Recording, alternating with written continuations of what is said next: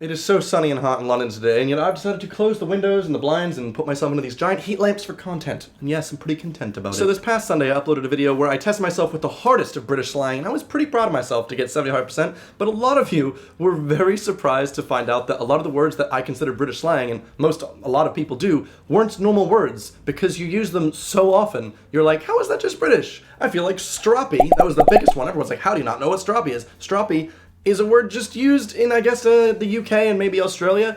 I personally never heard of it. I don't know a lot of people in America that have heard of it, but a lot of you had said it's mostly used for having a strop. Still, never heard of that. Having a tantrum. I would just say having a tantrum. But it made me think, I wonder how many words that I use daily in my everyday life that I think are normal, that no British person really understands. And so I decided to compile a list of American slang I use a lot, so play along at home. There's 25 different terms. We'll see how well you can do. If you're from America, don't worry. A lot of these are New Jersey centric, but a lot of them you should be able to get. English people, this is my vengeance for this past Sunday, okay? You don't be having a strop if you don't get 75%, but I'd be surprised if you do. Let's go. So first off, my favorite word, it's like a heritage thing for me, Eastjabipsville. What does it mean to you? Who knows? I use it on the frequent. If I'm on the district line and I'm like, I fell asleep on the district line, ended up in Eastjabipsville. What does that mean? It just means the middle of nowhere. That's it. Or you can shorten it to Eastjabip. Oh, I ended up in Eastjabip. You know, if someone lives in Zone 4 in London, you could say, oh, he lives in Eastjabip, except you don't use that in London. It's just New Jersey slang. My mom used to say it all the time, always saying Eastjabip. I love it. It means a lot to me. It's like saying mom instead of mum. It's just a word that you can't change, right? Eastjabipsville. It's a beautiful place. Next up is book it. And I'm not talking about that amazing book fair we had in elementary school. No. Though I should be talking about that. That sounds like a video in itself. Book it is, let's just say I'm going to use it in a sentence.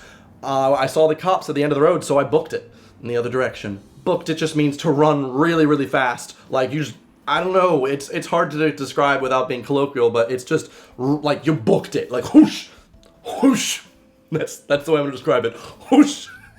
You booked it away. Also, hope you don't mind. I woke up like this, okay? I haven't shaven for you. I haven't put my hair up. This is just how it was, right? I'm trying to go for that authentic feel, right? I'm so real. Such a real guy. And I'm so real, when I woke up this morning, I wanted to get some dunks. What is dunks? There's only one of them in London, so that's probably why the slang hasn't really come over here. Dunks is Dunkin' Donuts, right? We don't, I mean, we have Krispy Kreme, but on the East Coast, we prefer our dunks. You know, a little sausage, egg, and cheese bagel, maybe something on a waffle with a little pancake syrup baked in, a little drinks, and give me that white cream donut from Dunks. On a similar vein, Mackie D's. This is something where I'm assuming everyone knows this, but maybe that's just because everyone I know uses it. Mackie D's just refers to the Golden Arches, which just refers to McDonald's.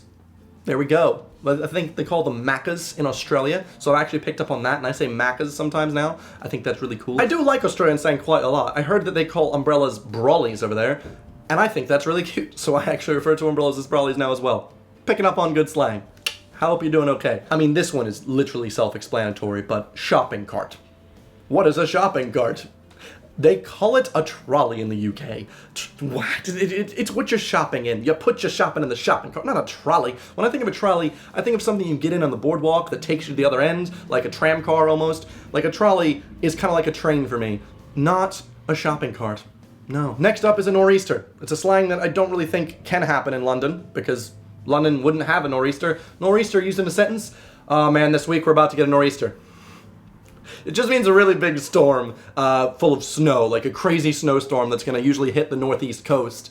It's called a nor'easter. There you go. We also get hurricanes and tornadoes. You don't get any of that in the UK, do you? You just get sheep and you just get rain. And I mean, we do get sun. It's so hot this week. If you haven't seen the weather in London, it's crazy. I feel like I've said this one before on a collab or something, but a jug handle. What is a jug handle, you might ask? No, it's not the handle to a jug of cool, refreshing sun tea. No, a jug handle is when you want to take a left, so you take a right.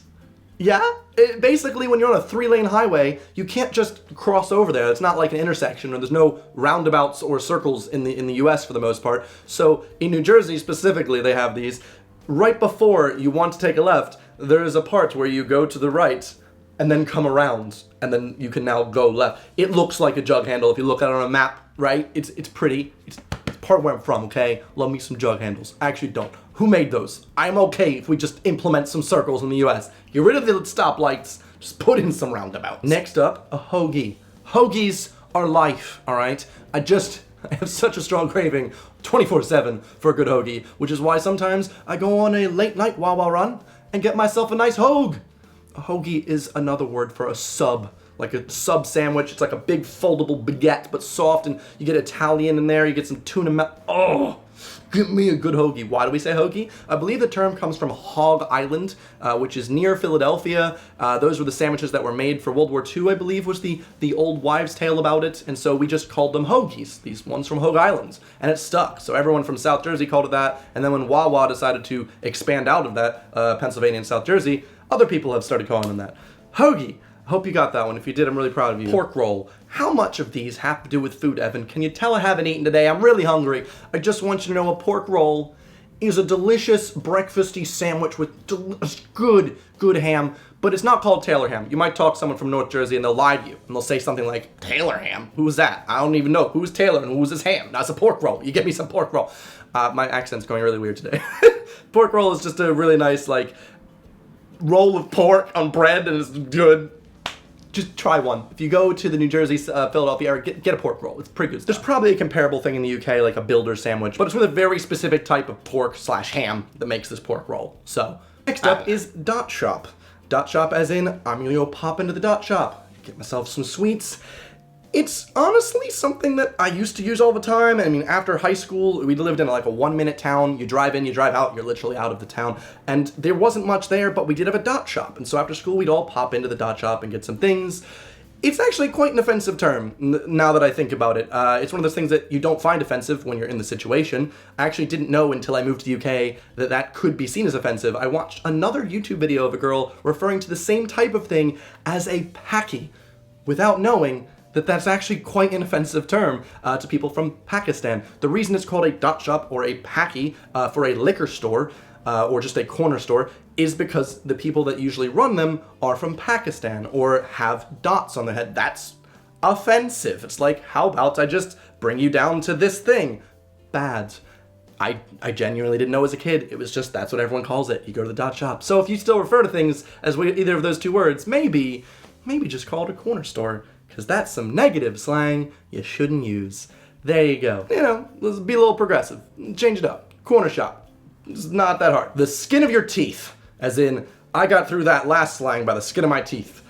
Whew, which means you just made it. You just made it with unscathed. Like, oh man, I was like Indiana Jones. Think of him like jumping onto the door as it closes and grabbing his hat. He got in by the skin of his teeth. It's a weird idiom. It's a weird expression. But it just means you just nearly got there. You did it. You did it.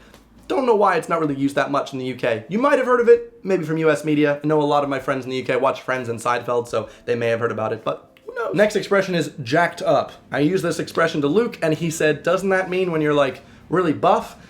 Kind of, but that's not the expression at all. Jacked up just means when you increase something by a lot. So I'm like, oh my gosh, I went to buy gas the other day and they jacked up the price of the petrol. Of course, I would never use the expression gas, petrol, and jacked up in the same sentence because, well, I would. It shows that I have too much going on between the US and the UK. Basically, it's when something increases by a lot. I'd mostly only ever use jacked up to refer to prices of things, like they jacked up the price. I think that's the only time I've used it, actually. Next is pass the buck. And no, it does not mean when you're just giving someone $1. That's not chill, like, hey man, just gonna pass you this buck. It'd be more like if Luke said, who wants to clean up the dishes? And I was like, I think it should be Connie. I've kind of passed the buck. I've given it to someone else. I've not taken responsibility for all the dishes that I've done, and I've made Connie do it. Or if it was like, who farted? I could pass the buck and be like, oh no, it was probably Connie. It actually was. She's very smelly. Ugh, terrible. I don't actually know where that came from. When I hear pass the buck, for some reason, I'm thinking of a male deer, and I'm just passing him along. Here we go, it's your buck. It's not my buck. The next one makes sense that it's not used in the UK, as this is pretty much a US-centric word, but we'll keep with the same story from last time. Someone farts and Luke goes, who did it? And I'd say, I plead the fifth. You know what? I plead the fifth basically means you're not going to say anything. You're silent. You're not going to indict yourself. You're not going to give evidence against yourself that you're the one that did it. Why? It's actually the Fifth Amendment of the US Constitution, the Bill of Rights, says that you basically, let me just make sure I don't get this wrong. I used to have all these memorized, but been out for a while, you know, forget all these things. You're protected from being compelled to be witnesses against yourself. So when you say you plead the fifth, it means I'm not going to accidentally say something that means I'm guilty. Like, you know, whoever smelt it dealt it, nah, just don't say anything. Hopefully I've gotten you guys with a lot of these. The next one is just a big truck. Honestly, they call them lorries in the UK. But we just call it big truck. I don't know if that's just where I'm from, but maybe I'd call it a tractor trailer, maybe. But I would just say, oh, it's a big truck. It sounds so funny when I think about it. Like, it is a truck. It is big. Therefore, it is a big truck. But lorry makes sense to me. I actually have been using lorry more often. But in my heart, when I see a big truck go by and I want to go like, do this, oh, give me a honk, big truck, makes me feel good inside. The next one's probably used in like any US slang video if you've ever seen it, because it's used by almost every American. I can't imagine one using the British word for it. And that is stroller. Using it in a sentence, my mom was walking around with her stroller because she's having a baby. A stroller is a pram in the UK. Pram sounds weird to me. It sounds like, you know, my PRAM on my computer, something I have to reset if I'm having issues. But in reality, it's what you push your baby with. You know, they say keeping up with the Joneses, and I feel like that's an expression that everyone uses. Correct me if I'm wrong.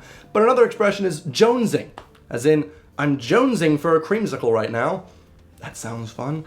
Just means when you really are craving something, you're jonesing for it. I believe it's in a Kesha song, Now I'm Really Jonesing for a Mustache Ride. Correct me if I'm wrong, Kesha fans. Pretty sure that's the line. Jonesing, you really crave. You and I are going on a date tomorrow, but I don't really know if I'm feeling it anymore. I don't really know about, you know what, can we just get a rain check on that? Can we get a rain check on that date? What is rain check? Rain check is when you want to postpone something for another time, usually because it's raining. So if I'm going on a date with you to like the park and it's gonna rain tomorrow, we'll just get a rain check. We'll postpone it for another day. I use that all the time. Turns out it's not really a big thing over here. Weird. It rains every day, except today. That should be used a bit more often. Me and Jay were just shooting the breeze the other day, having a great old time shooting the breeze. What does shooting the breeze mean? It does not mean flatulating. There's too much fart jokes in this video already. What does shooting the breeze mean? It just means chatting, a little idle chit chat. You shoot the breeze with someone you haven't seen in a while. It's a weird expression, but I use it a bit often. Now this next one might anger my friend Luke, and it's red-headed stepchild. Before I give you the sentence, I want you to guess what this is below. Red-headed stepchild. The sentence would be, I went to VidCon and my friend Connie said, let's get Denny's. And I went, Denny's? Why would we go there? That's like the red-headed stepchild of IHOP. Red-headed stepchild is the much less preferred, like, rip-off brand of another. So, like, Denny's is not as good as IHOP. IHOP is the superior. It's kind of like if you get off-brand cereal, the generic version versus the normal one. It's like, oh, I got the red-headed stepchild version. Obviously, red-headed stepchild, it sounds mean, but it's just slang. It's just, I didn't make it, okay? I love redheads, okay? Big ginger fan. Ronald Weasley. He's my king. Weasley is my king. Do I get those Harry Potter views for that? I feel like this one's pretty easy for most everyone. Riding shotgun. It's not really a big thing in the UK because the UK doesn't drive a lot. But when you call shotgun, it just means you get to be in the front seat. That's yours. You're the first one to call it. So I had two brothers growing up. The first one to say shotgun when the car is visible, they get to sit in the front seat. It was nice. Nowadays, I always get to sit in the front seat without it, because I'm really tall and people feel bad for me. I think there's another thing called bagsies in the UK. That's a similar thing. Bagsies? Fine. Next up is put up your dukes. Put up your dukes, eh? Put up your dukes. What does that mean? What is it saying when you put up your dukes? You say it definitely when you're in elementary school, maybe middle school. Here it is. It's when you're in a fight. Someone wants to fight you, they're like, put up your dukes. Put up your dukes, man. No, fight you, man. These are your dukes. I don't know why they're my dukes. This is the Duke of Wellington, the Duke of York. Just gonna duke it out with you. Duking it out is also another way of saying fighting. This next one I believe is a bit old-timey, but it's still used, and I actually have used it quite a couple times in the UK, and it's confused people, and that is peanut gallery. What is a peanut gallery? A gallery full of peanuts, you might ask? Who knows? No, it's not. If I'm having a conversation with a friend and then someone else says, oh, well, what about this? I'd say, excuse you, no comments from the peanut gallery. Basically, I believe that used to be used back in the day when the peanut gallery was the poor seats, and they would like talk loudly, and it's like, we don't really care what's happening, stop talking, there's something going on. If usually there's a show, don't interrupt people from the peanut gallery. Basically, it's just someone interrupting you. Someone from the peanut gallery, don't really care. It's a weird one, all right? It's definitely weird, but I've used it before. I don't know. So how do you guys think you did? You think you did over 75%? I'm actually really curious about how the Americans did, because there's so many words that we use that we just think everyone uses them. But there's a lot, as you know, from my area that not a lot of Americans would know. So tell me how you did down below. Hopefully it's around 75%. Hopefully we're all the same, equal in our slang terms. Anyway, thank you for the amazing comments in my last video, and thank you for watching. I hope you liked this video. You can subscribe. I make new videos 2 times a week now, most of the time. Sundays, and whenever else I want. Thanks for watching. I'll see you guys next week. Goodbye. It's your boat. It's your butt.